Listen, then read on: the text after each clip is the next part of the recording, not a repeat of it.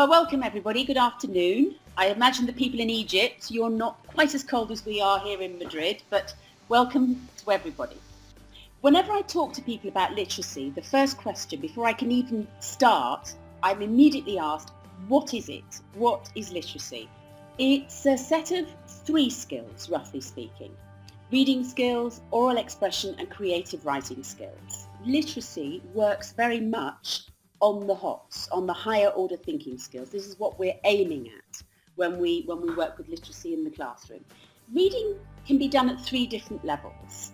And the first level is, the very basic level, is the decoding level, which is basically where children are setting up the relationship between the written symbol and the sound. Sometimes we call this the relationship between phonemes and graphemes. Now level 2, we concern ourselves with a sort of understanding of the general meaning of the text. And we check this with very simple questions. And it's simple because all the information that the students need in order to answer our questions, they can find in the text. Now the third level is where we're moving down into a much deeper, critical, analytical understanding of the text.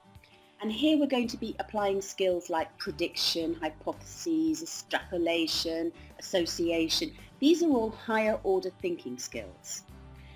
Okay, so this would be for the little ones, right? Now if I'm talking about level 1, I might look through the text beforehand and say, now maybe they don't know what a farm is. Maybe they don't know what a forest is. Well, it's pretty easy for me to actually help them with the understanding here. Because these are concrete nouns, I can associate them with objects. And I've got an illustration here. So I can say, okay, a farm. Well, you see this is a farmhouse, okay?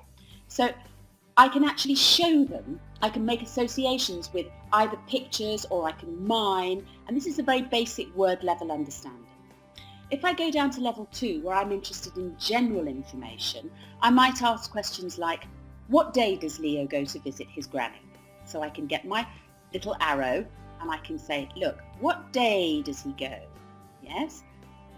Now when I come down to level 3, I want to do something completely different. And I want to ask these kind of questions. Do you think Leo is staying with granny for the day? Or do you think he's going to stay longer? And they might look at me and go, I don't know. And I'll get my little arrow again and I'll say, look at this. What's that? It's a suitcase, isn't it? Now, if you're taking a suitcase somewhere, normally you're going to stay for longer than a day, aren't you? So what do you think? Do you think Leo's staying with Granny for a day or do you think he's staying longer? Oh no, he's staying longer. And the why is because I found the evidence in the picture. Right, well, oral expression. My father told me many, many years ago, if a child can't tell a story, a child can't read a story. So it really does all begin with the speaking. It really does. And I know that there's this idea, and it has a certain logic to it, that children will speak when they understand, but actually it doesn't work that way round. Children speak a long time before they understand anything. They chatter and they yabber away. It really is the first skill.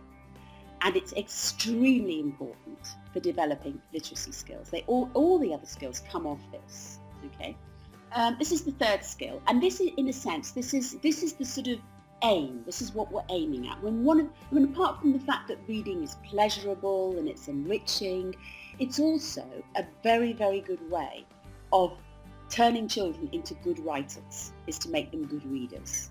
If we're asking our students to be creative about writing, we have to be creative about how we set these tasks as well. I'm just going to give you here some examples.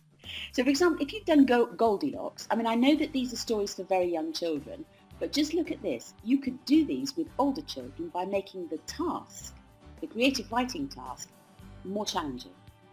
Write a letter of apology to the 3 bears. After all, she wrecked their house. So you write a letter saying how sorry you are for all the terrible things that you did to them. Maybe we get the recipe for porridge. I don't know even if children know what porridge is. So we could write out a recipe. That's another way of writing, isn't it? You've got the ingredients, you've got the method, you could draw a picture of it. Or maybe we could have an estate agent's brochure for the house. What's this house like? Every single room has got 3 of everything. 3 chairs, 3 beds, 3 tables, 3 bowls. Okay, so we could even have like a photo brochure. Hi Susan, I'm here again. Thank you very much. Hi. That was such an insightful look at literacy.